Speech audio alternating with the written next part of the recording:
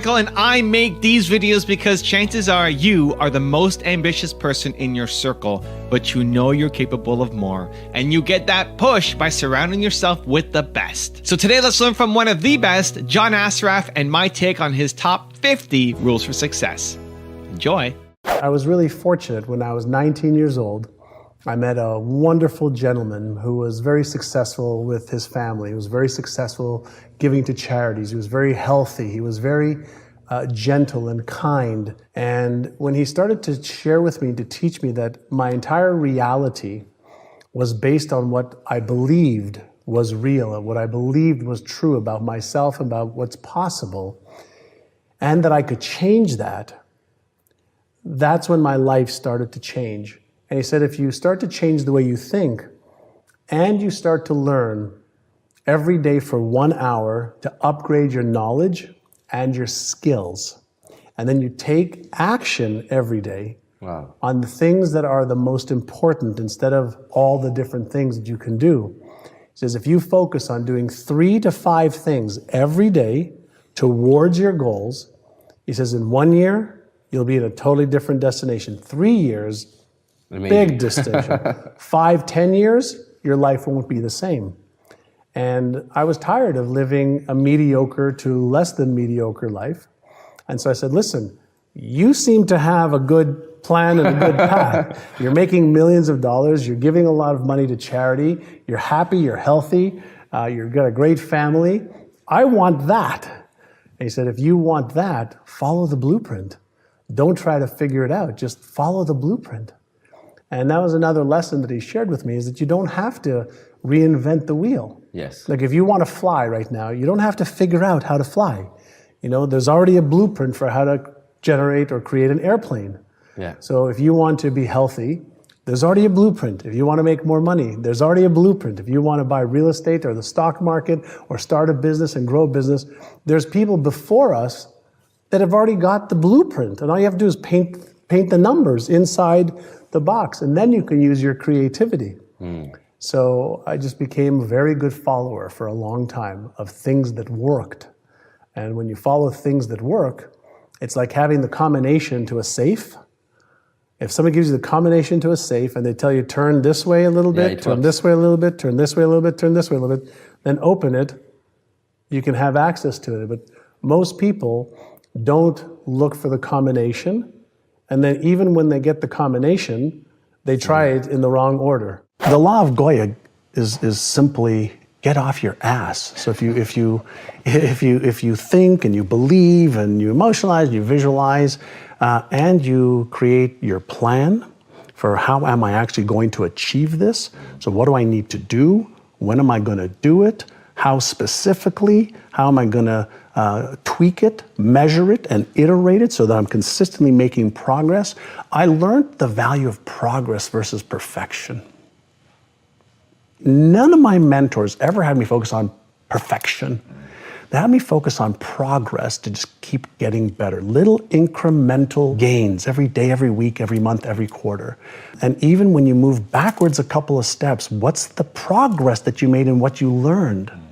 So I was taught that failure is an opportunity to learn. And I was also taught to disassociate me being a failure from failing. When you start talking about my brain, it's an organ. It's like your heart is an organ. You can speed up your heart. You can slow down your heart. You can, speed up the brain waves in your brain. You can slow them down. You can tune in. You can tune out. Yeah. We haven't been given the user's manual for the most powerful tool that we're aware of. That's right. And so the great news, I know you being an athlete and a successful businessman, you have discipline. You cannot you can't achieve results. Achieve results without some kind of discipline. Exactly. And so we know that there's some fundamental truths to achieving success. And every successful person will tell you, and Jim Rohn is, I know you love Jim Rohn, he said, you either pay the price of discipline or you pay the price of regret. Discipline weighs ounces, regret weighs tons. That's good. But the thing is, can you teach discipline? The answer is yes. How? But you have to have a willing participant.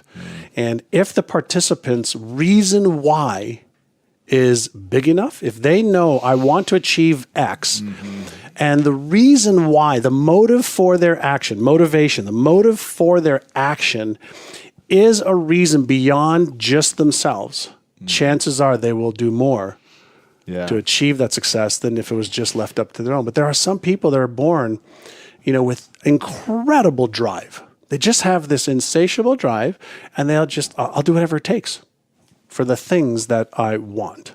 And there's other people that want things, but they just don't have this insatiable drive.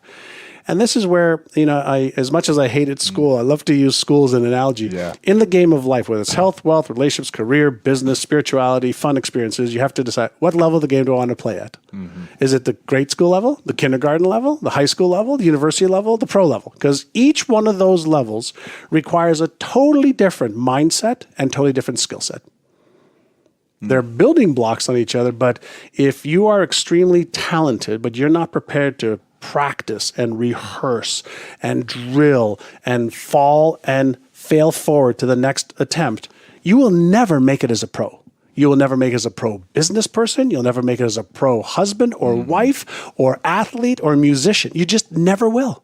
So just get used to that if you're not prepared to pay the price. If you are prepared to pay the price and you have the aptitude and the talent, now we're talking about there's some real potential here. And what we don't know is, what's in your heart? Like, what is the fire that stirs you, that you wake up saying, I will do this even when I don't feel like it. I will do whatever it takes to overcome my temptation for mediocrity, my temptation for excuses, my temptation for reasons and circumstances to hold me back. I won't allow those to be in my way. And if you have that within you, you'll achieve whatever you choose. Right. And so the question you asked before is, how do you develop that? Start small. Yeah. Start small. So if you don't have discipline, show yourself that you can give yourself one command and one follow through. So you know what? Right now I'm going to get up and I'm going to do 2 push-ups. Right now, not like later, now. Right. Can you give yourself a simple command, 1 sit-up? Right now, I'm going to go get a glass of water. You start with something ridiculous. I learned many years ago, reduce it to the ridiculous. So if I reduce it to the ridiculous, and I start that, I say, can you do that? Great, will you? Because that's the difference right there. That's the razor's edge. The people who can, will you? Will you? Yeah. Great, when? Now. Yeah. Right. So if you develop that skill, and specifically from a brain plasticity, a neuroplasticity perspective, as soon as you do that, you give yourself a command and you take the action, you have just created a neural pattern that you can give yourself a command and take action. Now, that may just be one time. Well, what if you did that every hour by putting a little bell on your computer? And every hour, like if my computer was open, I'd have every hour it would say, it's 12 o'clock, it's 1 o'clock. And I'd take 60 seconds just to be in control of my mind. 60 seconds, I don't care where I am. Stop what you're doing. Stop, take 6 breaths. Breathe. Just get centered. Am I on track? Am I off track? Am I doing something I shouldn't be doing versus a high impact activity that I need to be doing? Every hour, I've trained myself to just reset. I didn't always do that. So I just started with 1 a day. Right. Then 2. Sure. Then 3. Then it was working so well, I said, great, let's do this every hour. The first thing that you have to ask is, what are your highest values? So for me, for example, my number 1 highest value is God. My number 2 value is my health. My number 3 value is my family. My number 4 value is contribution to the lives of others. My number 5th value is fun. So every day when I wake up, I think about, what am I doing today to connect with God? For me. Yes. Just for me. It doesn't have to be, it's not religious, it's just for me. Then what do I need to do every day to make sure that I'm healthy? What I need to do every day to make sure that my family and my dear close friends who are part of my family, that I have the relationship that's rich.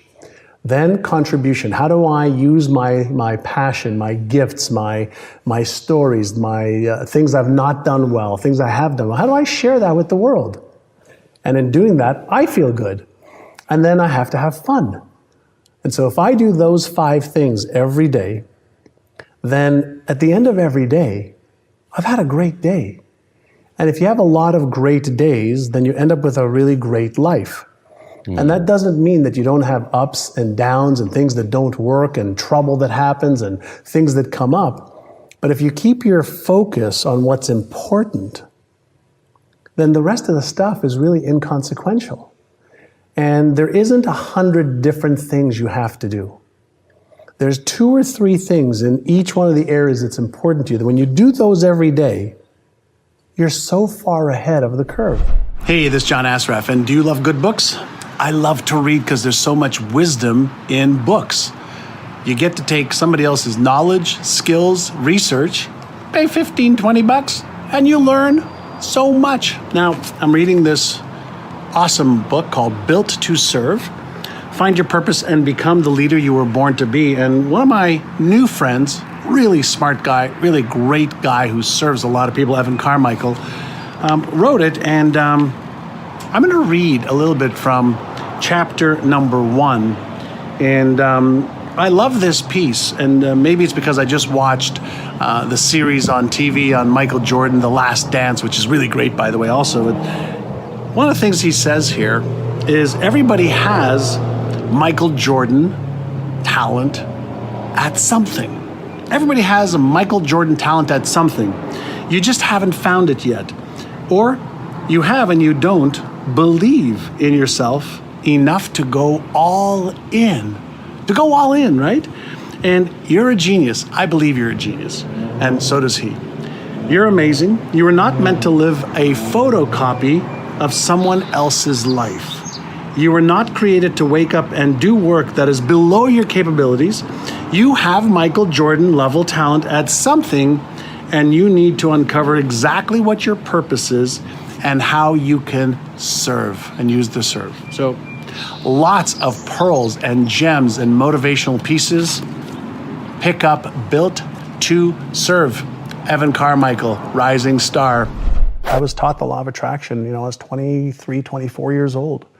Also at a real estate conference, they were talking about this law of attraction thing, that there's this energy, everything's made up of energy. I am energy, you are energy, and my thoughts, create this resonance between what I attract and what I don't. I'm like, oh good, I like that I want to attract more of the good stuff, right? And so I bought in. I bought into stuff that just made sense to me. But then I was a voracious student. I wanted to understand how. Explain to me how it works. If somebody tells me visualize, I go, why? How does it work? If you ask me to visualize, why does it work? Why should I invest my time on that versus something else? If you're asking me to use affirmations, how specifically, why, how does it work? If you're asking me to emotionalize, well, what's happening in me that tell me I need to create these false senses of feelings? I want to know why it works. If we think about the era that our parents lived, okay? Great Depression, right? Very, very hard to make money, very, very hard to find resources, very, very hard to do anything unless you're a professional. So our parents said to most of us, if you don't become a professional, you're going to struggle. You're going to struggle and suffer. And even the professionals said, okay, so become a professional and here's your ceiling of what you have. So we became conditioned to be worried of scarcity in a world that has no scarcity. We became conditioned to having certain beliefs about what's possible or not possible. So even now, as we're sitting here and we've got this, amazing election time. Crazy. One of the things I've been thinking about is, there are some people that believe that if Donald Trump wins, they're going to make a fortune. And there's other people that think they're going to lose everything. And I have a friend of mine who has got about $70 million in the bank that believes that if Hillary gets into office, he's going to lose millions. Wow. It's going to be really tough. And what really is going on in people's heads? It's all of their references, their beliefs and their perceptions that are locked away in the implicit part of their brain that is driving those thoughts and even the behaviors. They may not even be aware of it. They're not even aware of it, yeah. They can be, but they may not be. And so what we really have to go back to focus on is it really makes no difference who becomes president or who doesn't. If you have the belief that regardless of what happens in your external world, you can navigate towards the success that you want. Right. That's a belief. And beliefs are the lens by which we actually see the world and by which we behave. And so if you want to change your results, don't focus on changing your behaviors, change your focus on the beliefs that drive your behaviors. So when I wake up in the morning, the first thing I do is I do a gratitude exercise where I ask myself, usually in bed, what am I most grateful for today? And usually, I'm grateful for my health. I'm grateful for my wife. I'm grateful for my children. I'm grateful to be alive. I'm grateful, for my family. I'm grateful to have experiences. And Do you do that eyes closed? yeah, I do that eyes closed. And while I think about that, I feel it. And so the feeling starts every day with a great feeling. So I start every day with a great feeling. Do you visualize some things like your children, or do you talk to yourself? How do you do that? Yeah, I have an internal dialogue. I see images of the things that I'm thinking about, and that just takes me 2 minutes, just 2 minutes when I wake up. And then I go to exercise to take care of my body. How long? Usually 1 hour to an hour and 15 minutes every day. And so I do a variety of different things. I hike, I bike, I work on aerobics, I work on strength, I work with weights. I do whatever it is, I just do it to give my body the physical exercise. Then as soon as I finish my exercise in my gym, 1 hour and half. an hour and 15 minutes at the most. Okay. So then in my gym, I have 2 things. I have a vision board, which is my dream board for my You are known for that. Yes. So I have my vision board for my physique and my body and my health. But then I also have in my gym something called an achieved board. Okay, So what you after achieved? I achieved some of the things that I achieved, Past and future. no, achieved in the past. Yes, so past, you have Yes. the past and the future. Vision Correct. board and achieved board. So I have in my gym, in my home gym, I have like a place where I sit, and before I start my meditation, I look at my vision board from the past. Okay. So I get connected to the different things that I've been able to achieve, and I remember every day when I set my mind and my focus to achieving goals, I can achieve all of my goals. But what I also do is I reinforce. Most people focus on what's not working. This isn't going well. This didn't work. I want to remind myself every day of look how many things I was able to accomplish by being clear, by being passionate, by using these rituals. So before I go into my meditation, which is with my eyes closed, I look at my achieved board. I get emotionally associated with it to remind myself that when I set my mind to achieve something, I can do it. And then I look across, because I have a mirror in the gym, and I look across and I say, I love you just the way you are. And I said, I accept you just the way you are, with all of your skills and passion and faults and insecurities and doubts and fears. I accept you just the way you are. Wow, And I smile, and then I close my eyes, and I do about a 15-minute meditation. Wow. And in my meditation, sometimes I have no thoughts, where I'm just one with the universe and everything. Center. Other times, I'll just follow my thoughts, and I'll just pay attention, be mindful of where are they going this morning? Where are they going today? So I'll follow my thoughts, and I'll just follow them. Other times, I'll follow a thought and say, release that one. And follow another thought and say, release that one. So I'm teaching my brain that I'm in control of my brain. What happened for me personally when I was a teen, between the age of 13 to 17, I got into enormous amount of trouble with the law. I did a lot of unethical things, and I was getting myself into so much trouble. And I had one mentor that my brother introduced me to. His name was Alan Brown. He was a very successful philanthropist, entrepreneur. And he agreed to meet with me for lunch one day. And he asked me, like, why are you doing these things? You seem like a nice young kid. And I said, I don't know. I just want to make some money and I just want to fit in. And he goes, but you seem like you're intelligent. Why don't you just use your brain's natural abilities? I go, well, listen, based on my education and based on what the teachers have told me, I'm not going to do very well in life. And I left high school in grade 11 thinking that I'm not worthy enough, I'm not smart enough, I'm not good enough. And this one man in 1 minute, in one meeting, changed my life. Because he asked me, what goals do you have? And I said, what do you mean, what goals do I have? I said, I want to go out this weekend to the bar. I want to have some good food. I want to find a nice young lady to maybe hook up with. And he says, no, but what are your bigger goals? And I didn't have any. So he actually sent me home. And he said, fill out these pieces of paper. And on the pieces of paper, it said, like, what age do you want to retire by? Like, I was 19. This was May of 1980. I wasn't even started yet. I said, but just fill out these papers. So I said, I want to retire by the time I'm 45 with $3 million. I want to have a Mercedes. I want to have a house. I want to travel the world. I want to have a great lifestyle. And so I came back on Monday and he looked at it and he asked me one question. And that question transformed my life. And he said, are you interested in achieving these goals or are you committed? And I stopped and I looked at him. He was standing up. I was sitting at my desk there at his office. And I asked him, Mr. Brown, I said, what's the difference? And he said, if you're interested, you'll do what's convenient. You'll come up with stories and excuses and reasons why you can't, and you'll use your education as an excuse. You'll use your story as an excuse.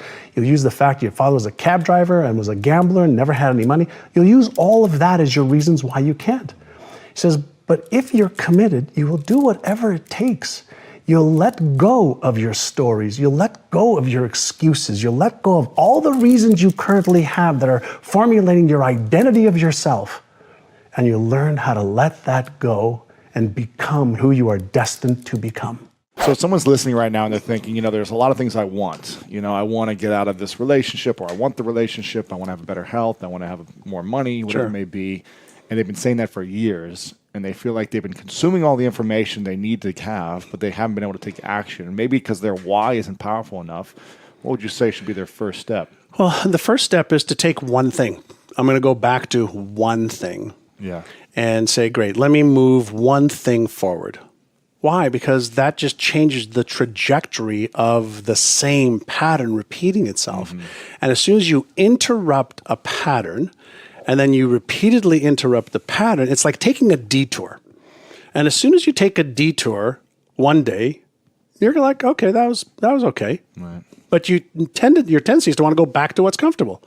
But if you take the detour 2 days, 6 days, 7 days, we know from a neuroscience perspective, it takes about 66 days to create a solid enough neural pattern that it'll go from conscious effort and thinking about it to a non-conscious pattern that has the beginnings of automaticity happening without your involvement. You're just doing. Yeah. And so for me, what I do, and for myself, is whenever I want to change something, whether it's a habit, whether it's a thought or emotion or a behavior, I say I'm going to work on this for 100 days. Not 30 days, not 21 days, not 66, which is right around there. I say 100 days. Yeah.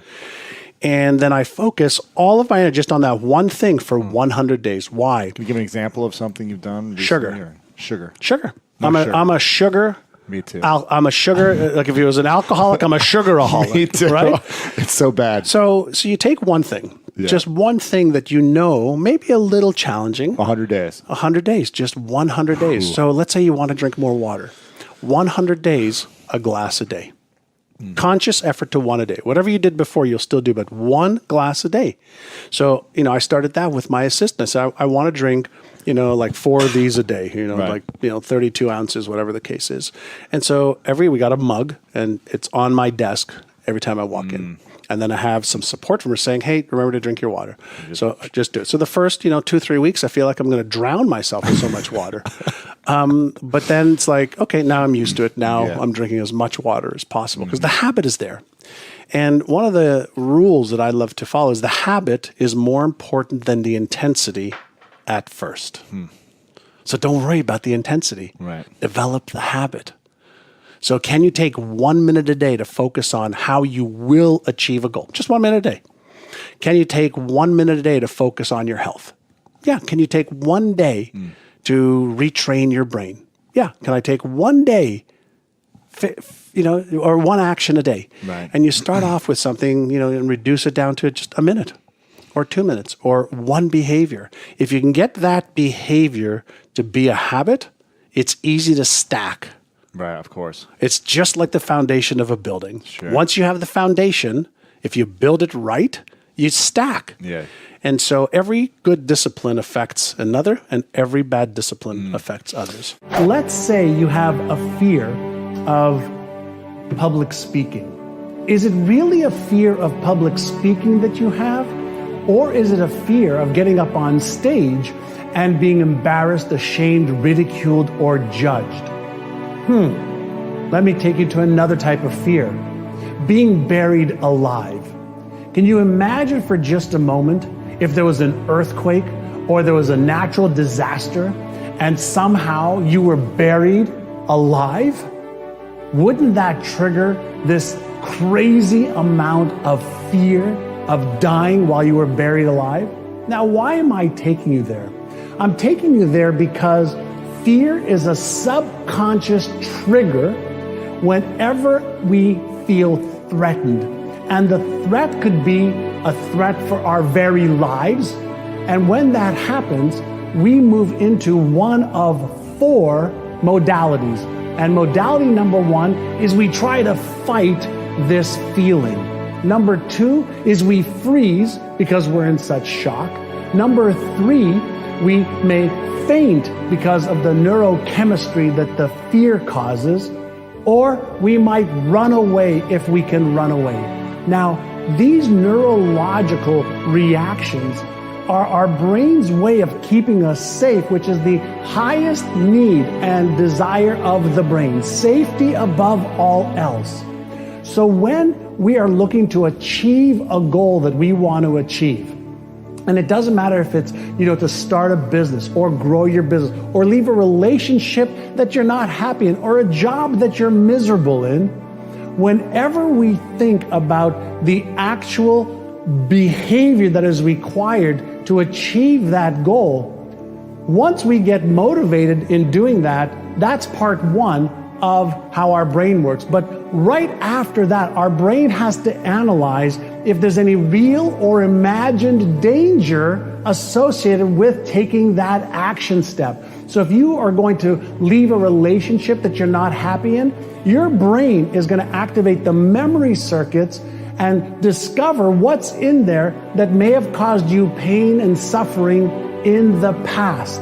And when that happens, whether it's a relationship you want to leave, a job that you want to leave, a goal you want to achieve, your brain is always analyzing, is there any danger here? And when there is real or imagined danger, the amygdala part of the brain, the emotional response center in the brain, is going to fire off an amazing amount of neurochemicals like cortisol, epinephrine, or norepinephrine. And it's that rush of those neurochemicals that causes this emotion, energy in motion, we label as fear. Now, once you have that rush of neurochemicals in your bloodstream, that actually gives you an enormous amount of energy. But what most people never have learned how to do is how to take that energy and channel it to action versus to fighting it, freezing, or running away. When you recognize a fear, I want you to do this. It's called exercise number 1. It's called Take 6, Calm the Circuits. When fear neurochemicals are released in your brain, you've activated the fear or stress response center in the brain. When you just observe the emotion called fear through being quiet and breathing 6 times in through your nose and out through your mouth like this. You take a deep breath in for 5 seconds.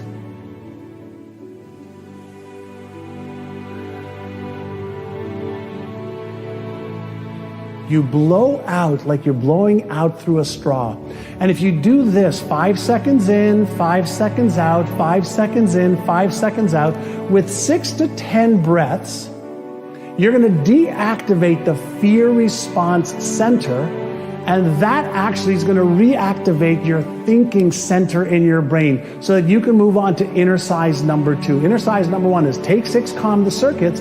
Exercise number 2 is called AYA, A-I-A, and that stands for awareness, intention, action. So here's how you do this. After you do the first inner size, then you move to inner size number 2, and then you ask yourself in a calm, relaxed state, what am I thinking right now?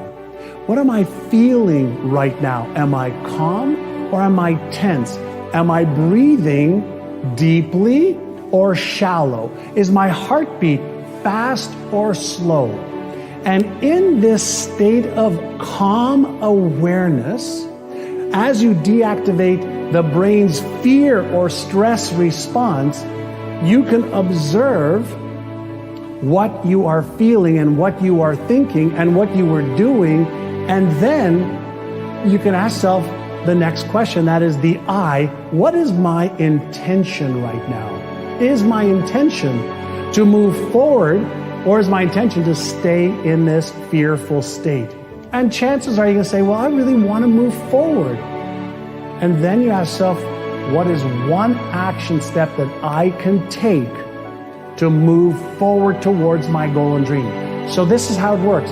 After you do the inner size number 1, to calm the circuits and to deactivate the reactive state that fear causes, and then you move into the second inner size called Aya to move into the responsive state, awareness, intention, action now puts you in control of being aware of the fear, being aware, of what you've been thinking, and then being at choice of what you want to do. So when you combine these two inner sizes, you are now reconfiguring the neural network in your brain around the goal that you want to achieve, and instead of allowing the real or imagined danger to control you and to stop you dead on your tracks, you take one action step in a calm state, and that rewires your brain so that the same reaction doesn't hold you back anymore, and that you are now able to use fear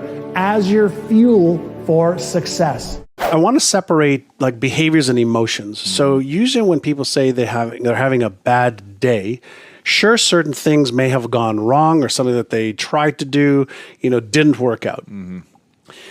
All information and experiences are processed at the non-conscious brain first, and then it gives rise to something we call a feeling. So emotions are processed non-consciously. The electrical and chemical reaction to that is called a feeling. So when I'm not feeling the way that I want to feel, I don't focus on the feeling. I focus on the cause, the neuroelectrical charge that's occurred in my brain. And in most cases, it's something that you're doing to interpret an event that's causing the neuroelectrical signal, causing the feeling. So in meditation, for example, why do you meditate? Well, obviously, it's great for a whole host of health reasons, whether it's less stress, less lower blood pressure, less cortisol release, etc. But the one thing meditation does more than anything else is it gives you the ability to have a pause of awareness so that you sense what's happening at the non-conscious level. Right. And what's happening outside of you. So when somebody behaves a certain way, it's processed at the non-conscious level, gives rise to your conscious mind for you to respond. And so when something happens, I like to be able to check in so that I don't react and I have the ability to respond. And if you do that enough through mindfulness, being aware, just being aware of exactly what's going on, then you have fewer and fewer of those times. So, something happened last week. I was in a hotel room and I spilled some water on a shirt that I needed for a wedding that we were going to. And my wife was, oh, fuck, da-da-da-da-da. She was going off deep and I was just calm. Yeah. And she goes, aren't you worried about this? I said, will it help? Right. Like, no, let's just figure out what to do. The accident already happened. When I was a kid, I had a lot of my own challenges. I didn't have confidence in myself. I didn't believe in myself. I had some big challenges, with the law and getting into trouble in school and getting into trouble outside of school. And I was really fortunate when I was 19 years old. I met a wonderful gentleman who was very successful with his family. He was very successful giving to charities. He was very healthy. He was very gentle and kind. And he really wanted to do good in the world, not just for himself, but to make the world a better place.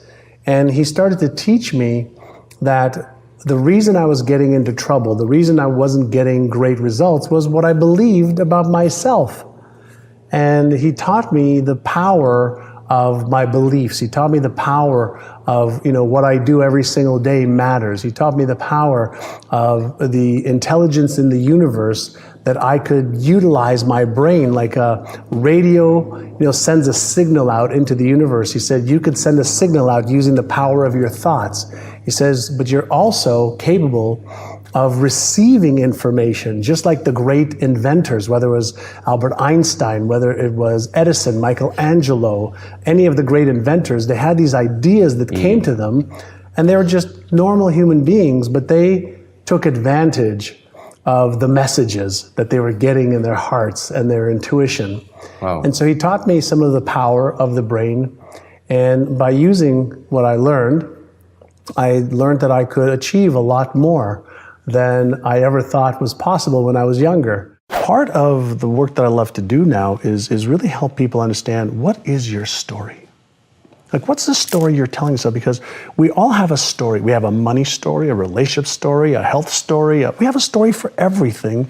And then that story keeps recreating our lives over and over and over again. And we have beliefs that support the story. We have habits that support the story. We have people that support the story. We have systems that support our story.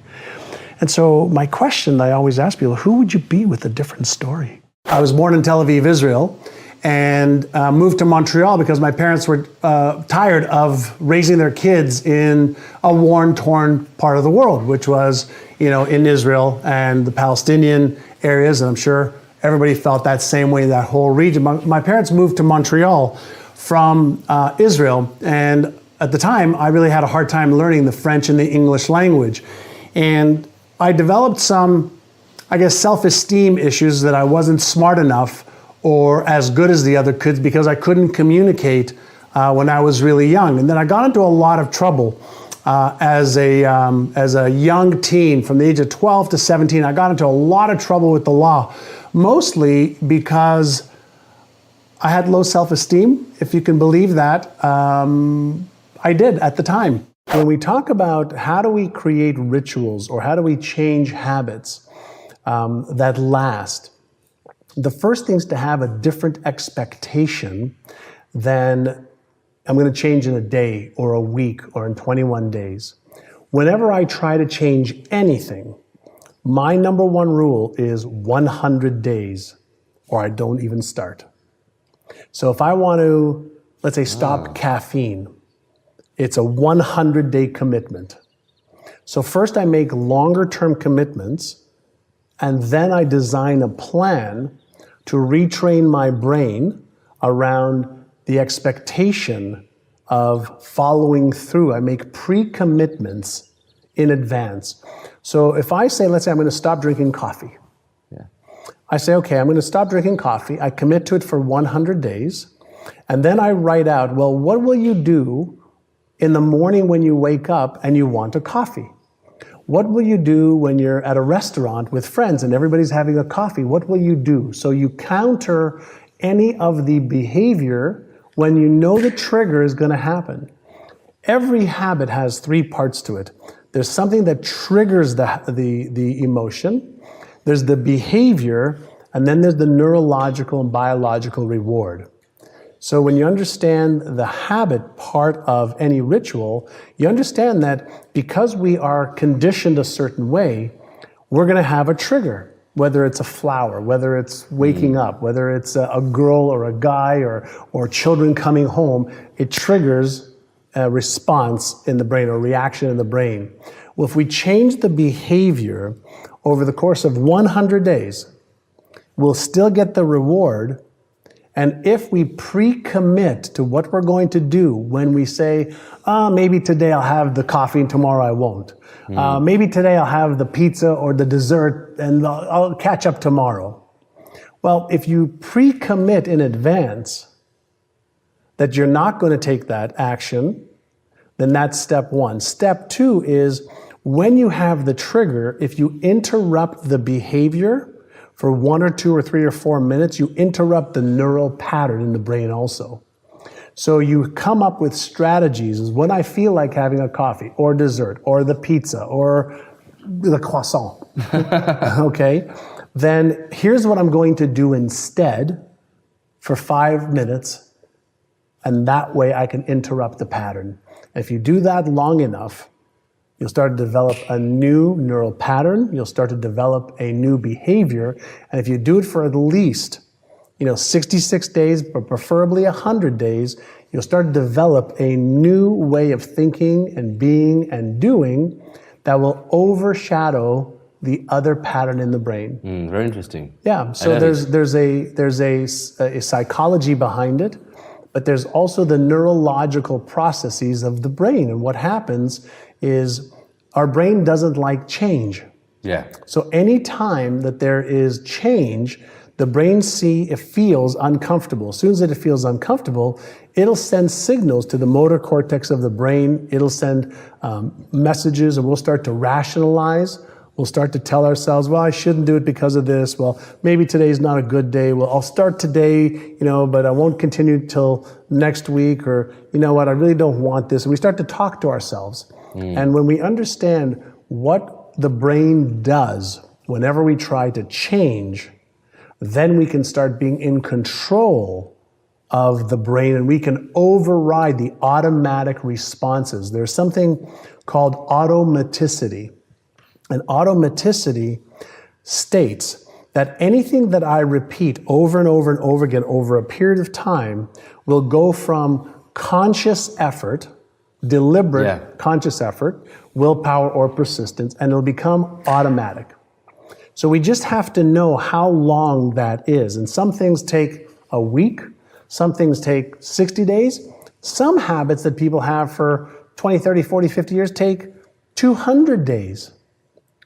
And so you start off with a 100-day window, and you ask yourself, am I willing to give a little bit of effort for 100 days to remove this destructive either thought pattern or destructive behavioral pattern in order for me to have something greater and better than what I have right now? So it's very important. You focus a lot on what you will have or who you will be in the future to keep your motivation. Yeah, if you think about this, one of the best examples that I ever came up with is imagine if I give you a Hollywood script right now, okay? And I say to you, if you learn this script for the next 6 months, I will give you $10 million to be on stage to deliver that. We're going to film you, and if you're amazing, you're going to have a chance to win an Academy Award. What will you do with the script starting today? I start to learn. You start to learn. You start to read it. You start to emotionalize it. You start to practice it. You start to do everything possible to become something that's in writing, something that came out of somebody's head, that they wrote a script for that you don't have any idea what it is. But if you made a commitment to becoming that person and you rehearsed it and practiced it every day, you wouldn't get it right the first day or the first week. Or the first month. Or the first month.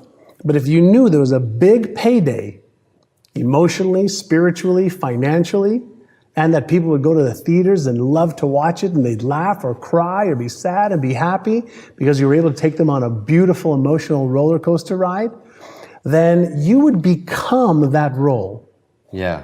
Most people are interested. They're not committed. And the difference is when you're interested, you do what's convenient and what's easy. But when you're committed, you do whatever it takes. I love that. Yeah. So, can you repeat it? Sure. When you're interested, you do what's easy and what's convenient for you. Yeah. But when you're committed, I'm going to get that result. You put everything into it until you get the result. This is going back sometimes, I think in 1992, we were stuck, but I knew there was more possibility. There was room for growth. And I wanted to figure out if the stuff that I did in the 80s when I was a kid, that broke free, would it work with some of my agents? And so we took 75 agents, randomly, agents said, hey, do you want to get into a 6-month program to retrain your brain, your subconscious brain, around your beliefs about what is possible for you to achieve, around your habits of what you have to do in order to achieve that. And we focused on retraining their subconscious mind. And so for 6 months, they had to go through a process of listening to certain audio tapes, reading certain materials every day, and following the process of training their brain, specifically their subconscious brain, which controls 95 to 98% of all of our thoughts, emotions, and behaviors today. And within 6 months, that group increased sales by $100 million. Jesus. $100 million. And I said, holy shit, right? This is working. And so we started to teach. Some of what we teach now in NeuroGym, actually now we have the technologies, we have the systems that are far better than what we did back in the 90s. And we went from 1.2 billion to 4.5 billion a year. And it wasn't because we taught them any more skills to be real estate agents. We taught them how to change the way they thought about themselves. We taught them how to change their habits. Wow. Our agents who made $750,000 or more were in front of a client 75% of the time. And when we asked all the agents that weren't in front of more clients, why are you doing that? Why aren't you in front of people that are going to help you earn more income? Oh, well, we're busy doing this and doing this and doing this. And they had stories and excuses and reasons why. Here's something you could do quickly. It's called a reframe. So let's say you're driving in traffic, and let's say somebody cuts you off, and you've been sitting at the same spot for 20 minutes like I did this morning. And somebody, you're maybe looking down at your cell phone because you have some time because you're parked on the highway, right? And somebody cuts you off. So you could automatically react, go, son of a bitch, I can't believe he just did that, and just use all of this energy, the cortisol, epinephrine, adrenaline that's flowing through your body and causing stress in your body. Or you can say, well, what if that person just found out their dog died and they're really trying to get home quickly? You go, oh, okay, I guess it's okay if she or he cut in front of me. Right. Or they just got a call from their mother fell. Yeah. Would you change the way you felt about it? And the answer is, yeah, probably. And the reason, because you changed the frame. So you can learn how to create frames for yourself of how you see the world, how you see failure, how you see effort, how you see your habits, how you create frames in advance that actually serve you through awareness and response versus reactivity. Yeah. And that is what a lot of people who, for example, I'm going to go back to professional athlete. What do you learn how to do? Respond in a variety of different ways in advance or through practice, so that when it's game time, you're just unconsciously doing what you do. People have to make a decision what they want to trade their life for. Yes. Because every day we're trading our life for the people that we associate with, for the business or job that we have, for what we eat, for the health, for the enjoyment, for the fun, for the experiences. And you have to ask yourself, is my life worth trading for that? If it's not, today is a good day to stop. I love that. Right? Yeah. But most people don't think that they're trading their life, for something. They think that, oh, there's tomorrow and there's next week. Really? Well, I have, evidence to prove otherwise, that we have no idea when the last breath will be. Yeah. So let's trade our life every day as it's the most important thing in the world. And not from an ego perspective, from a humble, grateful perspective of, wow, I get another day to live and to enjoy. I can be grateful and for be that. grateful for that, but then to respect it. See, respecting your life means you're going to trade it for things that you feel are worthy of it. Most people, ask themselves the wrong question. They ask themselves, am I worthy of the goal and the dream that I have? And they should be asking themselves, is that goal, that dream that I have worthy of my life? change the question. And if you say, yeah, I'll trade my life for that, good, then go and do that. Talk to me about set points. That was something really interesting in what you talk about around the stories and things that we carry that I found really interesting. Sure. So Maxwell Maltz wrote a great book many, many years ago probably the 70s called Psycho-Cybernetics, right? And Maxwell Maltz was a surgeon who performed surgery on people. And what he noticed is even after plastic surgery that he performed on people, some people didn't see any change in their faces. And it was visible to everybody else, but not to them. Because they had a map of what they thought they looked like? Yes. Okay. So we all have a map of reality. We have a map of what we think we look like. And any deviation on the physical level to that map, to that visual representation we have in our brains that doesn't match the map, your brain deletes or distorts it. So when we were working with real estate agents or when I worked with business owners, in addition to upgrading knowledge and skills, if you think about how, let's say income, we have set points for how much income we earn. So whether it's 10,000 a year or 20 or 50 or 100 or a million, it doesn't matter. We get this set point and then we behave the way we need to behave and we feel what we need to feel to earn that income. And over a period of time, it becomes part of the brain's default mode network. So we develop set points for everything. And so if the set point's in the brain, and there's a psycho-cybernetic mechanism in the brain, a control and response mechanism in the brain, and it's our brain, why not learn how to reset the set point? And so now we're looking at what technologies are available to help reset that, what evidence-based methods are there to set that or to reset that. And so when we take, let's say, visualization, right, and you start to see yourself, even if the picture is not clear in your mind, of achieving the next level of your success, whether it's releasing weight and keeping it off, getting into a relationship that you love and are happy in, whether it's to make 2 or 3 or 5 times more money and live a certain type of lifestyle that allows you to do the things that freedom with having money allows you to do. If you start in your mind first and you impress that through conscious efforts into the subconscious mind, it then causes thoughts and emotions and behaviors. So I like to work from the outside in and from the inside out. So use both. I want every advantage. Is your financial governor holding you back from doubling or tripling your income in the next 6 to 12 months? Now, you may be asking, John, what in the world is a financial governor? And I'll explain it this way. Many years ago, when the car companies were building engines that were faster and stronger and more resilient, cars could go 200, 250 miles an hour, some maybe even to 300 miles an hour. But because of laws in Europe and in the United States, these governors were put on the engine so that the car, even though it can go faster and perform even better, it was limited to about 155 miles per hour.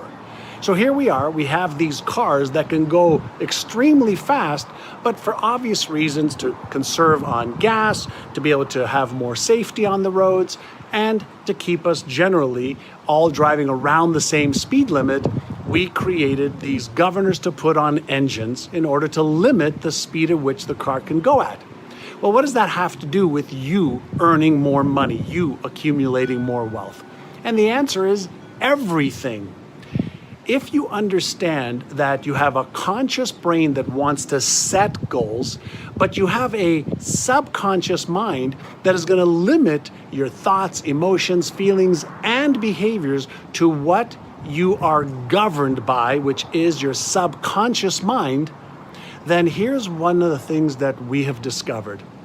People who make $30,000 a year or $50,000 or $100,000 or $500,000 a year or $1 million a year or more, their financial governor is set at a totally different setting than somebody who's earning less. So why does this make a difference? Well, it makes a difference because there's a part of your brain that chooses the goal that you want to achieve, and there's another part of your brain that's responsible for everything else, your thoughts, emotions, feelings, and behaviors. And so if you don't have coherence between these two parts of your brain, if you don't know how to remove the governor and reset it, chances are you're going to have goals and dreams, financial ones and even lifestyle ones, that you're not going to achieve, not because you're not capable of doing it. It's just because you are wired, set, conditioned, programmed, whatever you want to call it, to earn the income you're earning right now, and maybe a little bit more each day, each week, each month, versus doubling or tripling or quintupling your income.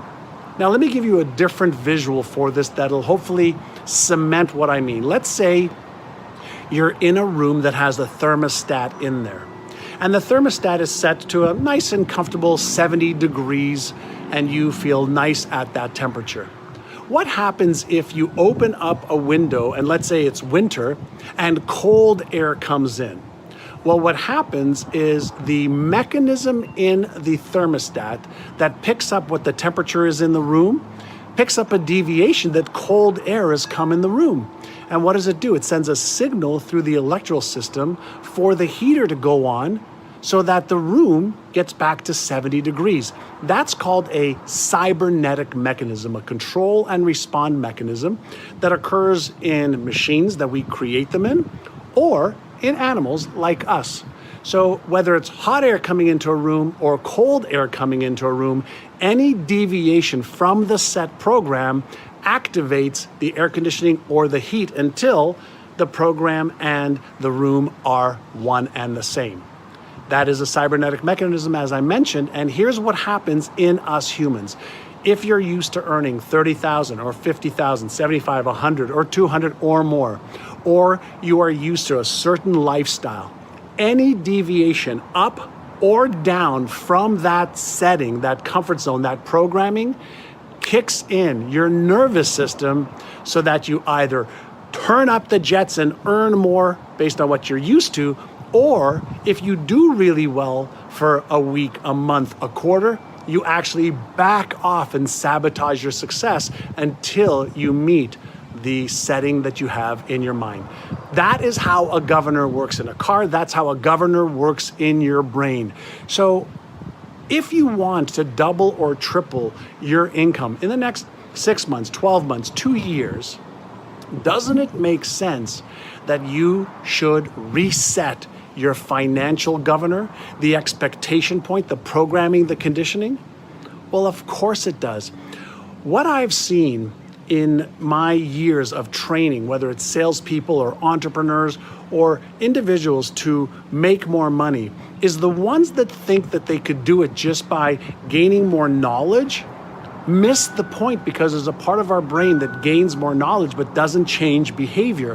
What you have to do is reprogram your financial set point, your conditioning, the expectation point. And when you do that, and you create this coherence between your goal and your dream and your subconscious programming, that is when your behavior starts to change. That is when fears dissipate. That is when you stop procrastinating. That is when you take inspired action and you don't sabotage the success that you are achieving. So, in order to achieve your goals and dreams, you have to reset your governor, reset your financial thermostat. Self-talk is so critical. And so I'm consistently paying attention to, how am I speaking to myself? Am I speaking to myself in a kind, motivating, empathetic, compassionate way? Or am I consistently self-deprecating and putting myself down? I used to think a lot, when I was younger, I'm not good enough, I'm not smart enough, I'm not worthy. Those thoughts, and lots of fear of being embarrassed, fear of failure, fear of being ashamed. And I still have the thoughts every once in a while, especially when I'm setting new goals. Those come up, holy mackerel, they come up so freaking fast. Are you smart enough to achieve that? Are you good enough to achieve that? Even when I got into really diving deep into the brain science and even my new book, I was petrified to release my book. It took me 2 years to write it, because now I'm entering another whole domain of neuroscience and neuropsychology with world-renowned experts that I've worked with for years. But now here I am putting myself out there with, hey, this is neuroscientifically correct. So I had to make sure that it was. But there was a lot of fear. But I understand what the emotion of fear is. It's a subconscious trigger that causes this feeling that I don't like. And it's a go signal for me, not a stop signal for me. If you have a big enough reason why you want to achieve something, you'll do whatever it takes. Yeah. But if your reason isn't big enough, your excuses will be. So it's a kind of balance. It's always a balance, yeah. And we're always looking to be in harmony, right? We want harmony, just like an orchestra. Yes. And you want harmony between the different areas of your life so that it flows. And sometimes there's areas that are really great, areas that are not, and other times it's a little calmer. And the more you can be in that nice, gentle flow, the more your life works, and I find that the happier people are. In the past, I used to teach and also do visualize my goals. Whether it was my body, health, relationships, money, charity, whatever. I used to visualize the outcome. And some of the latest research now shows, in addition to visualizing the outcome, visualize the obstacles. And in the past, when we talked about this law of attraction, no, don't visualize the obstacles, you attract them to it. No, your brain's way smarter than that. So if you have, whether it's a belief that's in your way, a story that's holding you back, a circumstance, references, something that's holding you back from achieving X. So take a look at whatever it is that you already know is holding you back. I don't believe I'm worthy. I don't believe I'm smart enough. I don't believe I'm good enough. I don't believe I'm skilled enough. I'm too young, too old. I'm too this or too that, or not enough of this, not enough of that. So address that and say, okay, here's an obstacle. I'm going to visualize that obstacle being real, and I'm going to visualize just moving it aside and me moving towards my goal. The very act of acknowledging that releases the neural tension around it. If you do that over and over and over again, what your brain starts to see is, yes, there was a struggle, and so it's worthy of me creating this neural pattern around this new effort. Because most of what we're doing is, we're on autopilot. We're just eking through the day, on autopilot. And so the brain loves anything that makes it curious. The brain likes anything novel. The brain likes a challenge. So earlier you were asking me about, one of the brain training companies other than ours. I said, does it work? I said, yeah, it's a workout for your brain. And if you can strengthen the neural patterns of you seeing yourself with an obstacle and overcoming it, what do you think that does to your self-confidence and certainty? Builds it up big time. Builds it up. So if you actually do the work and develop those patterns in your brain, as you're doing the stuff you need to do in the physical world, you just strengthen those neural patterns, and that's what becomes your habits. No matter what has happened to us in the past, Yes. whether it's a traumatic event, a failure, somebody who's hurt us, a mistake that we've made, we have to understand that the way that our brain works is it does as much as possible to move away from anything that could potentially hurt us. So the first thing that your brain does is keep you alive. Yes. But the second thing that it does is it keeps you away from hurting yourself. Whether it's real or imagined, your brain will move away first. And it'll do protection mechanism first. So if you've had an experience from the past where you've made a mistake or you've disappointed yourself, you've disappointed other people, Your parents, your teachers, your brothers, your sisters, your coworkers, your brain is always looking for associations and similarities in what you want to do that might lead to the same disappointment or the same pain that you've had before.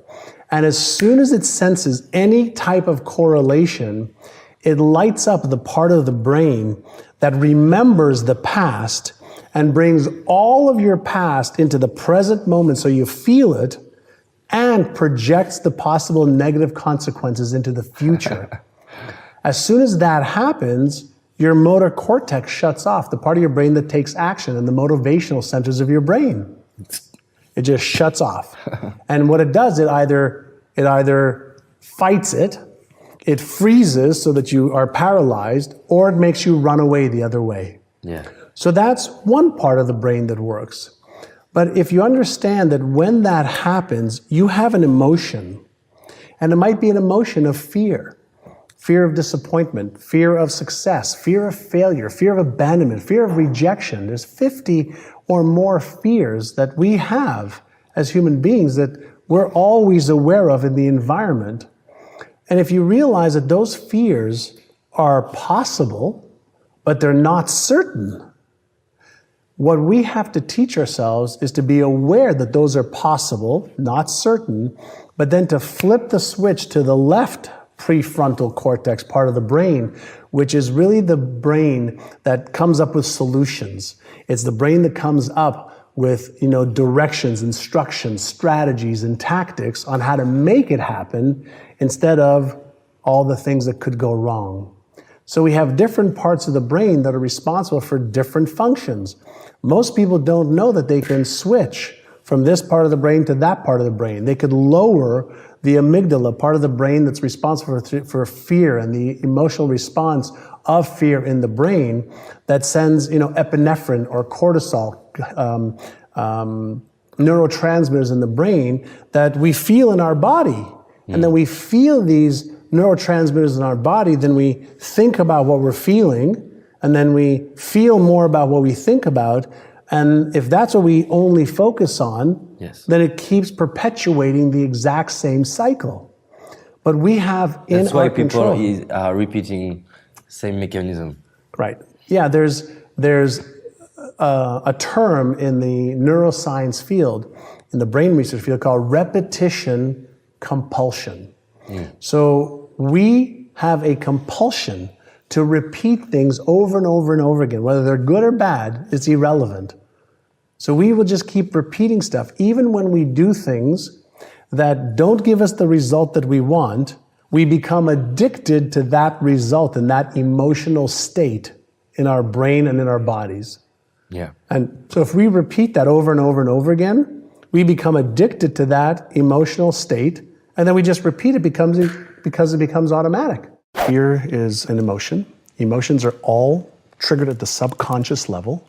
They release neurochemicals that causes a feeling. We are consciously aware of feelings that are triggered at the subconscious level. The feeling is the end point of the human experience in the physical body. And so when you have something in your brain that a neural network says, well, what if this book comes out and you fail? What if it's not good enough? What is scientifically not correct? What if? My brain's going to process that the same way as your brain and everybody else's brain, because everybody's brain's the same. The mechanism of how the brain works, it's Einstein's brain, Hitler's brain, Genghis Khan's brain, Tom Bilyeu's brain, John Assaraf's brain, all the same functionality. So if you understand the mechanics of what's supposed to happen, then you say, okay, great, when I feel this, then what am I going to do? So I like to use an analogy of a car. You're driving a car, and you're talking to a friend of yours, and a light pops up on the dash. You don't take a hammer and hit a light. It's a signal. Something's happening in the engine, in the trunk, in the tires. Something's happening. Emotions and feelings aren't positive or negative. They're empowering or disempowering to varying degrees if you don't understand them. What does your morning routine look like now? Oh, great. What's So today was a little bit different, except for one thing, because I drove from San Diego to LA to be with you. But I wake up, I pee, I do my meditation, 20 to 30 minutes every morning. I don't care where I am in the world. At what least do you one a focus day. on during that time? I do a variety of different meditations. So there's meditations that I can do where I'm just observing my thoughts. Now, a lot of people think, well, I thought you're not supposed to have thoughts when you meditate. Says whom? There's hundreds of different ways to practice awareness. See, meditation is the art of awareness. Awareness internally, awareness externally, but also the various millions of layers that exist in the physical and the non-physical world. So this morning, I did a meditation with some ocean sounds. And so it was about 5 o'clock. I woke up this morning, sat in my little sofa, with my feet propped up, and did a 20-so minute meditation in the dark with the ocean, just listening to the ocean, just paying attention and going into a trance-like state where after 2 or 3 minutes, I disappeared. Like my body was part of air and space. So today I was using sound to get into that trance-like state. Other days I'll do a mantra, whether it's, a lot of people know transcendental meditation. So it's the Om mantra. So you just take a deep breath in And then as you exhale, it's Om. And the question is, why would you do that? And the answer is, anytime you can give your brain a rhythm, it will entrain to that rhythm. That's one. Anytime you could pay attention to your breath, inhale and exhale, you turn off the parasympathetic nervous system. You turn on the parasympathetic nervous system, which is your rest and relaxation and your calm state of flow, versus your sympathetic nervous system, which is the stress response system of adrenaline, norepinephrine, cortisol, etc. So when you get the serotonin and oxytocin and dopamine going, and you're in that state of calmness, you're able to enter deeper levels of consciousness and awareness. So you're able to observe a thought. You're able to hear your heartbeat. You're able to sense different things that are being risen in your body through thoughts that you're having. So you can actually start to see, when I have this thought, here's the sensation in my body. And you start to get so attuned to what's happening, what stimuli is happening within you that's producing these sensations that cause you to either take action or not, retreat or move forward. You can start to get a feel for how the mechanics work. So I'll do that. Sometimes I'll put on some of the Tibetan monks and chant with them. So I use sound, no sound. I use breathing. I use open eye, closed eye, 5 minutes, 10 minutes, 30 minutes. So I practice the art of being in control of my breath, not breathing, just being one with the entire universe and feeling this other than normal state of consciousness that we're used to. And it's not sleep, and it's not, conscious awareness. You're in an altered state of awareness. And you can enter deeper and deeper and deeper layers of energy, which everything is made up anyway. Everything's connected. We have this, obviously, our physical body, but the space between you and I right now, there's just vibrating packets of energy, right? And so you're able to access different layers of all of the intelligence and information that already exists in the universe versus the memories that we have in our brains. And that's magical. We developed our company at Praxis. We developed a process called the 5R process. And the first R stands for recognize your thought patterns, recognize your emotions, recognize your behaviors, and ask yourself, are they going to move me towards what I want or away from what I want? Okay, so you don't try to change anything, just ask yourself. You recognize, just become more aware. And then instead of reacting to what you don't like, you learn how to respond. That's the second R. So recognize, then respond. Can I change this? Can I change the meaning of this? Can I change the emotion of this? Can I change, anything about this that is destructive? And the answer is yes. Yeah. The third part is to reframe anything that doesn't work for you. So whether it's a person, a situation, a circumstance, how can you reframe it? Look at it from a different point of view so that it doesn't have the same meaning anymore. And one of the things that we know is the meaning that we give anything determines how we feel about it. Yes. The meaning we give it, nothing has a meaning independent of our own thoughts and meanings.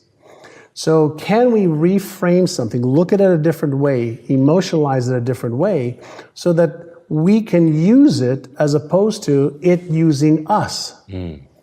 The fourth part is when we're feeling a negative or destructive emotion, can we, through breathing exercises, through reframing, release that emotion? Because every emotion is a wave. So there are 6 main emotions that we have. There's sub-emotions as well, but we feel fear, anger, sadness, happiness, disgust, etc. And those cause us to feel a certain way. So is there a way for us to release the unpleasant emotions? There's not good or bad emotions. They're pleasant or unpleasant. Yeah. And that comes directly from one of my dear friends, Dr. Joan Rosenberg, who's an emotional mastery expert. Wow. And so when you think about, is this emotion pleasant? Yes. Okay, good. Let's do more of that. Is this emotion unpleasant? Okay, well, what's causing it? Usually what's causing it is something from my past that is telling me that whatever is happening. Maybe I can reproduce it. Well, if it's a unpleasant emotion, usually it's a memory from the past versus reality. And so when you learn that emotions last 90 seconds to a minute and 20 seconds, 2 minutes, and if you just observe it and feel the emotion, it's like a wave. Feel the emotion without getting into the reaction of the emotion. Observe it.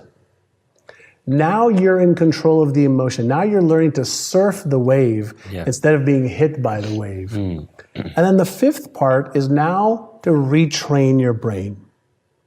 So recognize, respond, reframe, release, and now I want to retrain my brain to have a different thought pattern, a different emotional response, and a different behavior so that I change the pattern in my brain so it doesn't happen again. And if you do that 1 time, 5 times, 10 times, 20 times, the same thought or the same emotion or the same circumstance won't have the same power to cause you to freeze or run away or fight. Now we're starting to get in control. Yeah, it's great. Of Great our process. own, I love it. of our own brains, our own emotions, and now we can start to use the spiritual side of our being, the higher side of our being, to move towards the greatness that I think is within every human being. Setting goals is an intellectual and imagined exercise that your conscious brain, right? I'm going to show you one of the little brains today from the sitting here on my desk. Your conscious brain, left prefrontal cortex specifically, where you get to choose. What is it you would love to have your life be like? What is the imagination, of the ideal life that you'd like? He says everybody could do that. He says, but achieving goals happens as a result of having the right beliefs, perceptions, habits, attitudes at the non-conscious level, where all of the habits reside, part of the hippocampus, part of your brain that drives your automatic behavior day in and day out is what is going to determine whether you achieve those goals or not. He says, using willpower to achieve goals is like using gunpowder. It's just a starter. Using resilience or using your imagination, those are all really good conscious abilities that anybody can use. He says, but if you don't develop the habits at the non-conscious level, which include your self-image for how you see your life, you're never going to achieve those goals.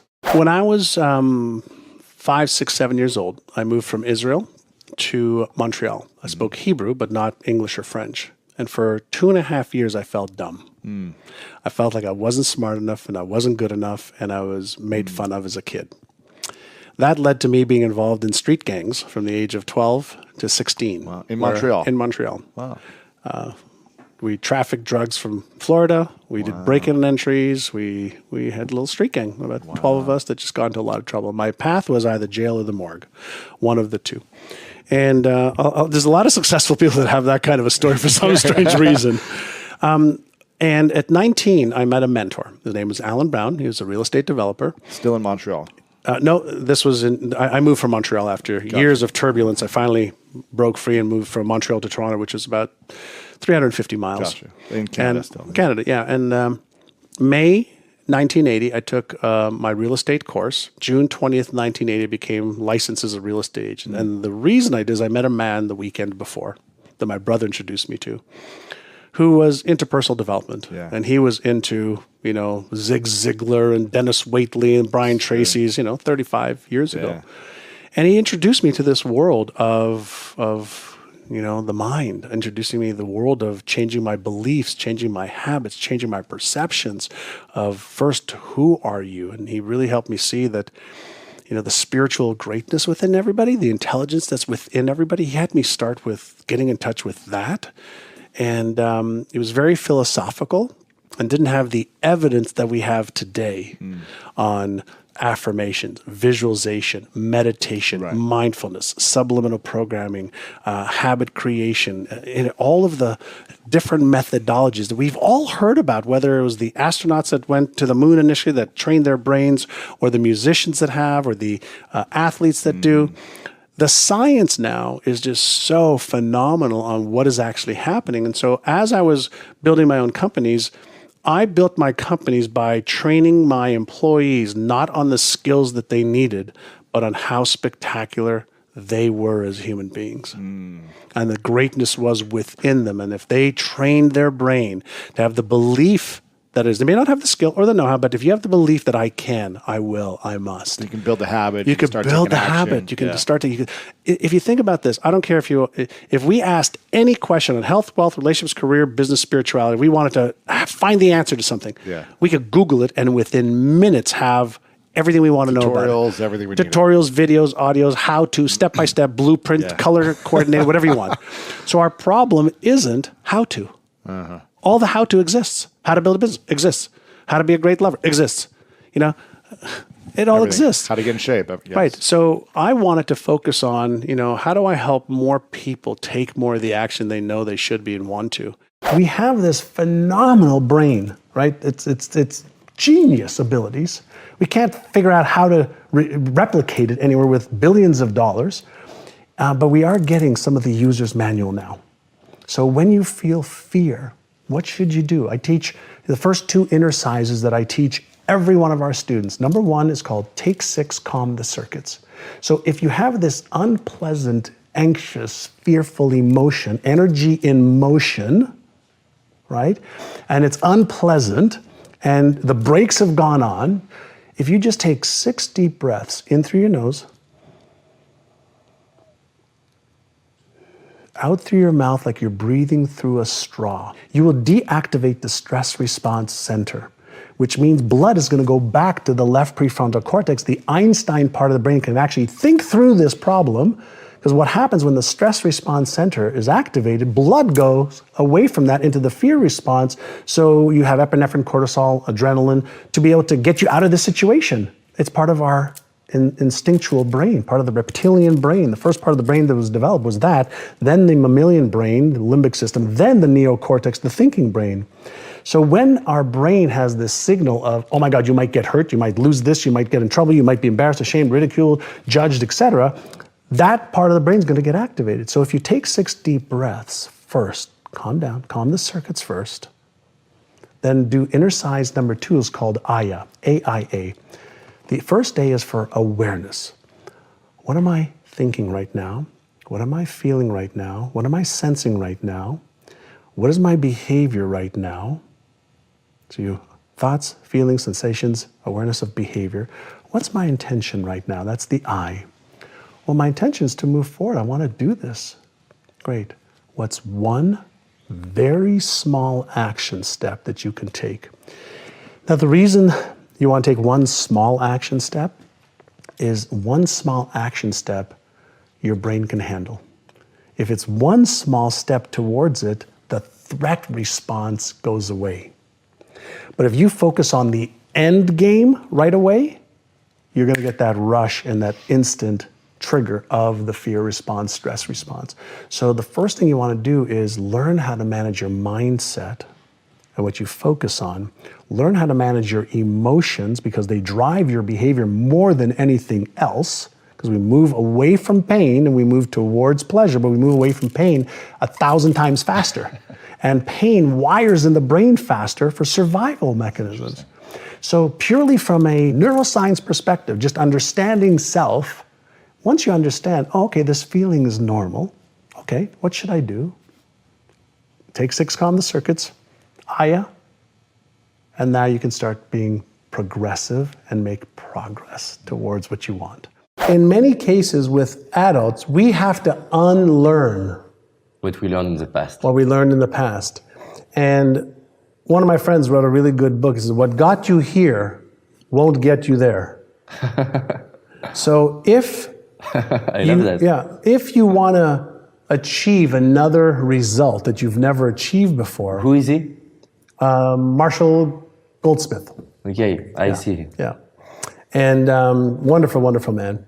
And so if we want to achieve another result that we've never achieved before, then we have to become somebody different. We have to upgrade our skills. We have to upgrade our behaviors. We have to master our emotions better, because we're going to meet resistance. Yes. And we don't like change. The human brain and body doesn't like change. I've said for 30 years now, the only human being that likes change is a baby with a wet diaper. Yeah. That's the only human being that likes change. Everybody else likes, I like everything just the way it is. Yeah. And so, and as we get older, it becomes harder and harder to change because the patterns in the brain are so strong. If you think about an oak tree, Yes. and if you looked underneath the ground Yeah. to the root system, it's connected to all the other oak trees, maybe for miles around, all interconnected. So it's hard to change. It's hard to change it because you can pull the oak tree, but you still have all the roots that are connected. And if you had a little baby tree that's maybe been there for 1 year, it's much easier to go in Yeah. and pull the tree out and take the root system out. And so as we get older, we become more and more conditioned to be more and more the same. So it's not that change isn't possible. It's most people aren't willing to commit to switching from what's comfortable to what's not long enough for the new to be comfortable.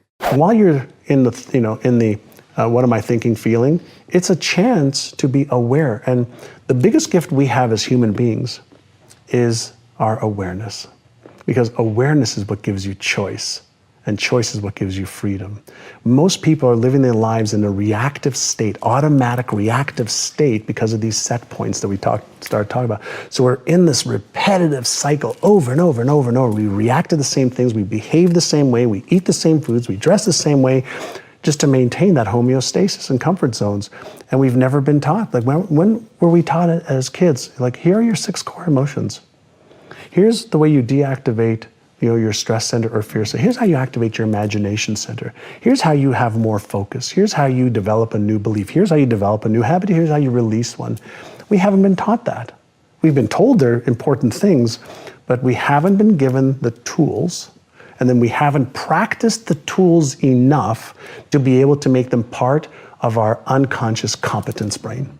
We started to retrain our agents' brains after we did an event. 75 agents paid, I think it was $2,000 or $3,000 to go through a 6-month brain retraining program. Huh. Those 75 agents increased our sales by $100 million. Wow. And we said, okay, we're going to teach this to the entire company. Yeah. So we went from $1.2 billion to $4.5 billion in sales a year in 3 years by working on this versus what they needed to do. What you'll see is just patterns and more patterns. The entire universe is made up of patterns that could be explained mathematically for the most part, but we can also just see behaviors. And so it's not difficult, but it takes effort to be able to override some of the natural brain's propensity, the brain's desire to keep us away from hurting ourselves. To re-educate our brain. Yeah. And if you think about, when we're young, what do our parents do? Oh, be careful. Oh, don't fall down. Oh, watch out how you ride the bicycle. And if you fall down, well, my kids, when they were young, I let them fall and I let them do things so that they would get accustomed to get up. I wouldn't go and baby them. Yes. They'd fall down. It was like, great, you fell down, get back up. Because they learn that it's okay. Yeah, most kids, when they fall down, they'll look at an adult to see, well, is it okay or not? Is it okay or not? And usually the adults are either going to baby them and overcompensate, or they're going to look at them and say, come on, get up and do what you need to do. Think about what is a belief. And let's go to, again, I just like to go to the neuroscience field because it's just my passion now, is a belief is nothing more than a group of cells that have been connected and then reinforced. And we have 2 types of beliefs. We have beliefs that Really fast, I'm going to stop you there because that's so important. Yeah. and so different than I would have expected. I think when people hear belief, it is believe in something that is true, which did not enter into your definition. No, we believe, whatever we believe is truth for us, but it's not the truth. That's really interesting. Right, but we have been conditioned. If we go back a little bit to what we talked about earlier about, when you were a baby, when you were born, what belief did you have? Zero. Goose egg, zero, not one. And so you learned what to believe and how to even formulate your beliefs, chances are from parents, teachers, brothers, sisters, television, maybe when you read some books, right? And we behave based on what we believe. So we might be behaving our lives away based on false or inaccurate or disempowering beliefs. So if a belief is a neural pattern in the brain, then we probably have some good ones, empowering ones, useful ones, and chances are we have some that are not useful, not empowering, and not worthy of the geniuses that we all are. So the question is it possible for me to develop new beliefs that I don't believe right now? The answer is yeah. The key factors to becoming a loser. Let's imagine that together we build a training to help people to become a loser. Yeah. Repeatedly thinking, feeling, and doing the wrong things every day. Okay, great things. Yeah. Okay, do you have another one? Hanging around with the wrong people. Your environment. Is it working? Your environment shapes who you are. Okay. Very, very much. When I was getting into trouble as a young man, the people that I was hanging around with were also getting into trouble. When I was a little boy, I remember my father, he used to tell me, he says, show me who your friends are, and I'll tell you who you are. Yeah. And so you're going to be the sum of the people that you invest the most amount of time with. Whether it's at home, your friends, your family, or your business people. So if you tend to be around winners, you'll start to, by sheer environmental factors, listen and learn how they think. You'll be able to observe what they do. You'll learn the skills that they've acquired.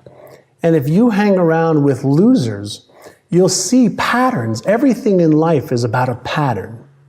And so people who are unsuccessful and losers, which I don't even like to use the term loser, although there are some, not a lot, they have got habitual patterns of destruction, self-sabotaging thoughts and self-sabotaging behaviors. And people who are successful, and I don't mean just financially, people who are successful in their health, their relationships, charitable contributions, they have consistent, successful patterns that are constructive towards being successful. After I got into real estate and I traveled the world, I ended up buying the franchising rights for RE/MAX for the state of Indiana. And I was 26 years old. Wow. And I bought the franchising rights for Indiana, moved to Indiana. Wow. And I remember being interviewed for the Indianapolis Business Journal. And the guy said, what are your goals here in Indiana? 26 years old. I was wearing, I remember a brown pinstripe suit. I had glasses on, even though I didn't need glasses. I just wanted to look older. And I said, we'll do $1 billion in sales in Indiana. And the gentleman said to me, says, are you certain of that? I said, well, that's my goal. He says, well, the two largest companies that have been here for 100 years don't do $100 million, or $1 billion combined. And my cocky young self, I said, well, we'll be the first. He's They're like, not me. 3 weeks later, the Indianapolis Business Journal, and I have it at home, it says, sets $1 billion goal. Wow. May 1992, we hit $1 billion in sales 5 years later.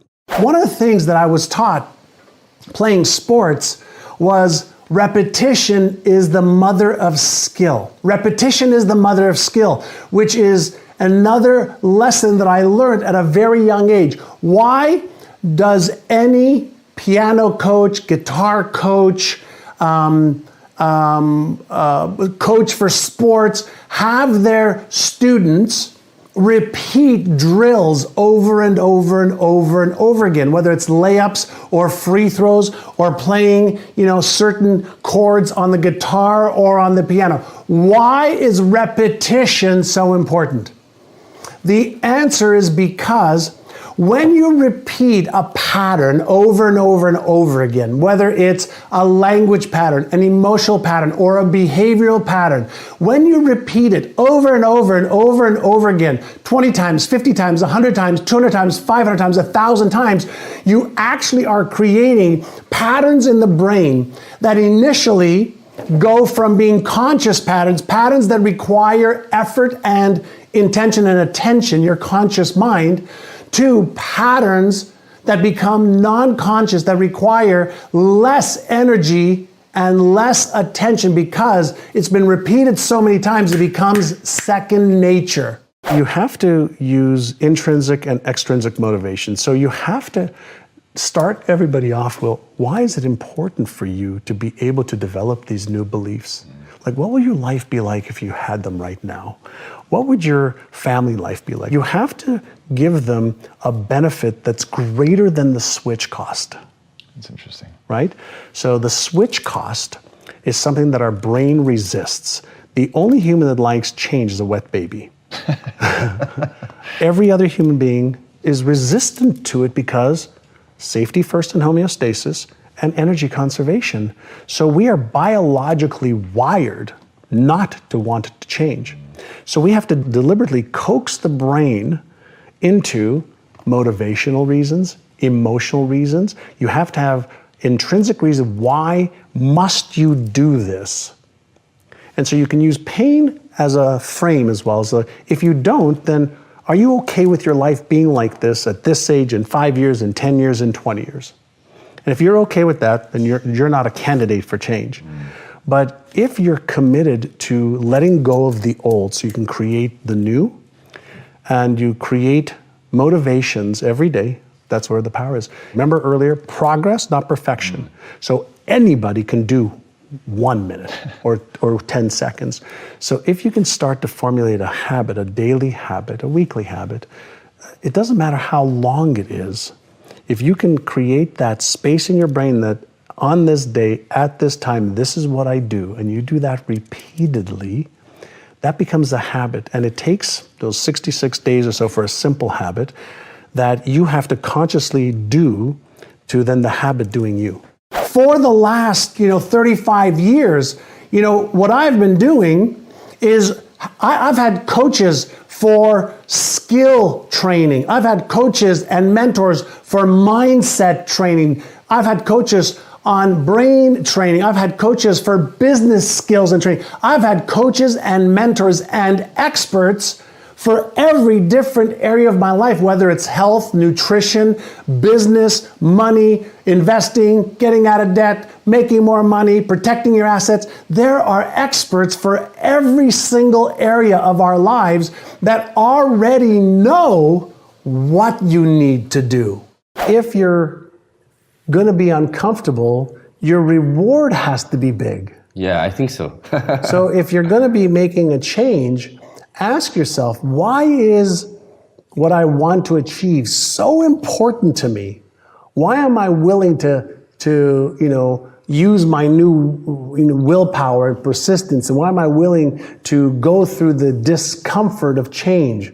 Why am I willing to listen to the negative talk that I have or the emotion that I have and still do it anyway? And if you don't have a big enough reason, the first time you have a chance for an excuse, you'll take it. And that's why they start on diets, and after a day or a week or 2 weeks, they're off the diet. Or they say, you know what, I'm not happy in my relationship.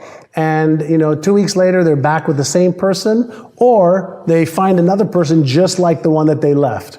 Or people are afraid to leave their jobs because they don't like the discomfort of change. Yeah. Well, the only certain thing in the universe, the only constant is change. Yeah, every time, change. Everything, that's the only constant in the universe. It's an oxymoron. It's like, how can change be the only constant, the only stable thing? Because everything's changing.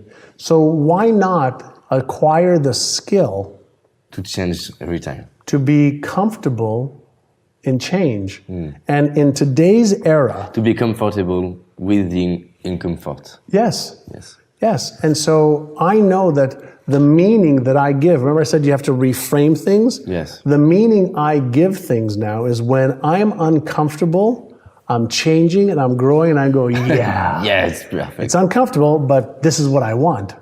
Yeah. Right? And then so we go through these waves of comfort and change, and that's just like the waves of life. Every morning when you wake up, you have, let's say it's 10 attention units. If you're using 2 or 3 or 4 or 5 or 6 of them on why you can't, unit? What do you an mean? attention unit is your ability to stay focused. And your ability to stay focused is happening at the conscious and non-conscious level. So if you're processing stuff in the back of your mind of something you're angry at, something you're mad at, something that's stressing you out, or you don't have enough money, or you don't have the right relationships or the contacts or whatever, if you're stressing out about that stuff and that's eating up your attention units, that's like having your computer, okay, using up most of its energy in what's behind that you're not using. Yeah. And we all have a certain amount of attention units every day. And so one of the things that you asked me before that I can come back to on the rituals is using the attention units in a way that is highly, highly productive versus wasting a lot of time. And so my ritual, we started earlier, I just remembered that, is wake up, meditation, exercise, plant-based protein smoothie, followed by reviewing my goals. Every day you review your goals. Every day, 5 minutes. The goals for the day, the month, the year. Everything. Yeah. I review my overarching goals. Wow. I could do that fairly quickly because that's my longer range goals. I can review the emotions that I want because I'm committed to having those emotions every day and feeling a certain way every day. And then I take a look at from 5 years out, 3 years, 1 year, 90 days, 60 days to today. Wow. And so I just review it. And what Give it on a happened? piece of paper, the iPad, Laminated and on my laminated. computer. Really? Yeah. And I have it in a booklet also. Really? So when I travel, it's really easy. Do you have it with you? No. It's a pretty big. Gotcha. Yeah. It's like a little manual. You'll have to send me a photo so I can see it. Yeah, I'll send you. It's called My Exceptional Life Blueprint. I like it. And so the question many people may ask is why? Why would you do that? Well, because you're having 35 to 50,000 thoughts a day, right? And your brain isn't certain like what's really important and what's not. Yeah. But if you instruct your brain that something is really important, whether it's something you don't want or something you do, it will actually pay attention to you. Right. So by priming my brain early every day, here is what I want you to focus on. Here are the emotions I want you to express through me. Here's the behaviors that I need to take. Then I am on a daily basis setting the course for what I want my brain to focus on. I am cognitively priming the pump.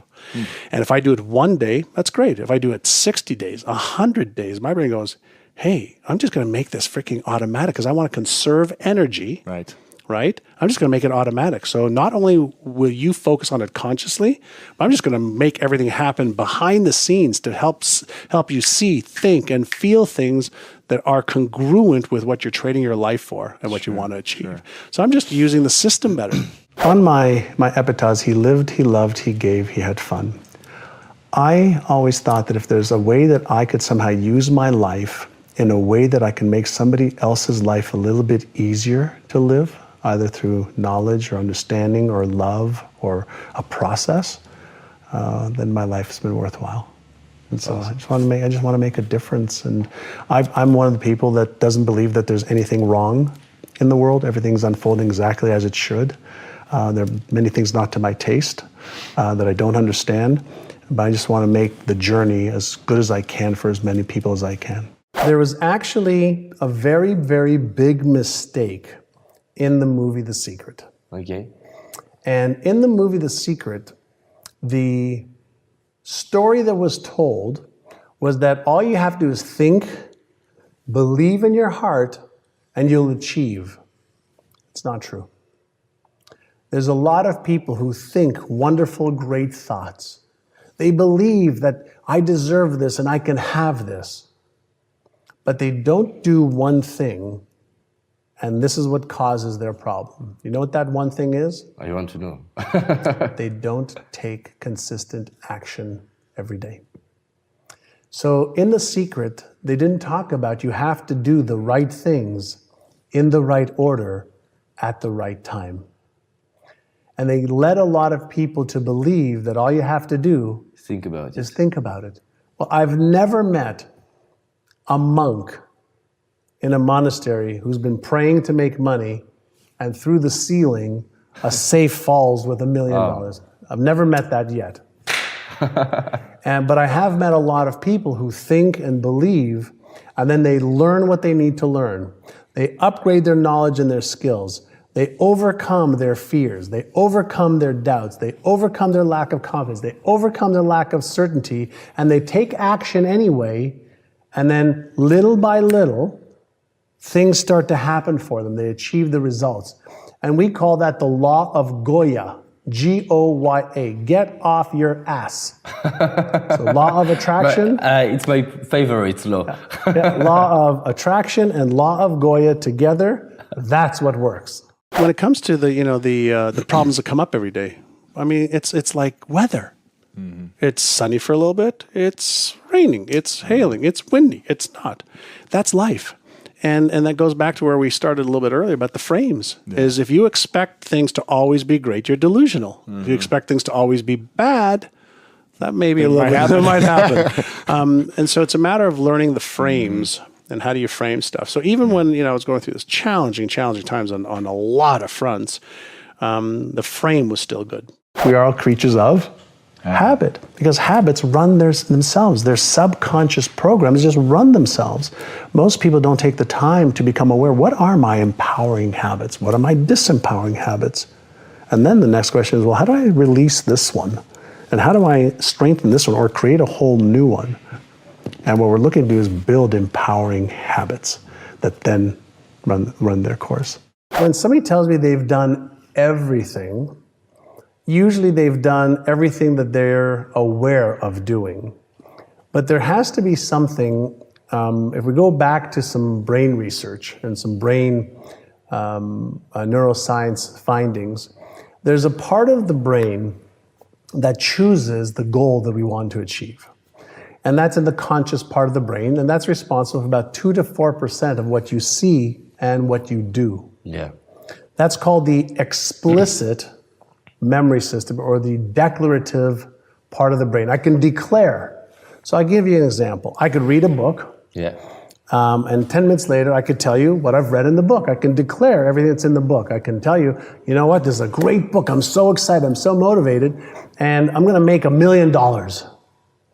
But if at the implicit level, beneath the conscious mind, at the implicit level, in secret, they say, I don't know if I'm good enough. I don't know if I'm smart enough. I don't know if I deserve to make $1 million. I don't have the right knowledge. I didn't go to college. I'm male, I'm female, I'm too young, I'm too old. If there's a disconnect between the implicit, the part of our brains that's the real you and me, the hidden part of our self-image, if there is a contradiction between my goal and even what I've learned and what I secretly believe to be true about myself, if there isn't the coherence between the two, the hidden self-image will always win. So one of the most important things is to create what I call is neural coherence, or coherence in the brain. And the best way to think about coherence in the brain is, imagine if you go to listen to a band, rock and roll band, jazz band, a classical band, whatever. And every player, or every musician is playing the music, but not in harmony. Yeah, new style. You're never going to have a beautiful symphony. So the way our brain works is, if we don't have the symphony at the different parts of the brain, we'll do some good things and some good actions, and then we'll do some things that will take away from that. And so what we want to have is coherence.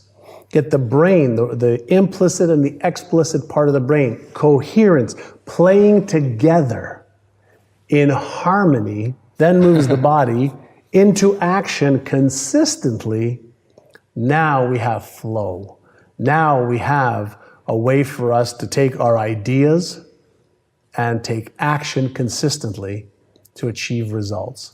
An hour a day to upgrade your mindset and your skill set. 1 hour a day is all you need to set aside to upgrade your beliefs, your habits, your attitude, your perceptions, your emotional management, and upgrade the skills that you need in order to play at the next level of success. So if you calculate 1 hour a day is 365 hours in a year, that equals 9 40-hour weeks. 9 40-hour weeks. After 1 year, you're really good. After 2 years, you're really, really good. After 3, 4, 5, 6 years of doing this every day, just upgrading your knowledge and skills with expert information and knowledge and strategies and tactics, you are in a whole different place in your life. So invest 1 hour a day to upgrade your mindset and your skill set so your action set, what you need to do, becomes automatic instead of something you have to consciously try to do every day. Because mindset plus skill set plus action set equals your results. I've just come through a really challenging time. I was in business with one of my very best friends of 30 years. And we started a company together in 2006 or so. And he ended up with severe diabetes and had a stroke and had a heart attack. And it went, everything just went hell in a handbasket. Lost lots of money, lots of employees. We had about 70 plus employees. We let them go, closed the company down. I had friends of mine who put $2 million into the deal. I put a couple $1 million into the deal. And it was, all my intellectual property that I developed over 60 years was basically held up in a legal lawsuit that I had with one of my shareholders and investors. And it was a very challenging time. Wow. It was reputation, IP, start from scratch, assets, relationships, everything. Yeah, lots. So it was a challenging, very, very challenging time. And fortunately, because of my meditative practices, staying aware of what is, not buying too much into that, I just started building a new company over the last 4 years, and I've got 30 amazing team members now at our company at NeuroGym.